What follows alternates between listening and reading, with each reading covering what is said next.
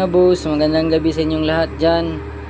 Sa mga followers ko na gustong mag-grind dyan, PM lang kayo. Pwede pang waswas, pang daily na medyo malakas yung hatak at may top speed rin. Tapos customize po yung mga degree na gusto nyong ilagay. Pwede kayo mag-request sa akin at kahit na anong lift, basta pang XR125, V125 or RS125 na mga camshaft. So yan lang kasi yung mga master natin sa ngayon.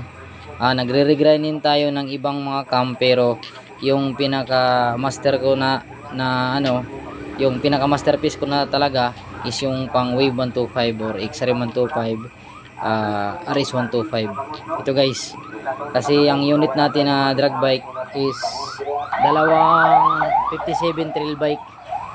So kaya yan yung mga master natin. So ito yung cam grinder natin na ginagawa sa kasalukuyan. So pwede rin kayo mag-order sa akin ng mga cam grinder. Ayan, PM lang kayo or mag-comment. So ayan yung ating cam copier.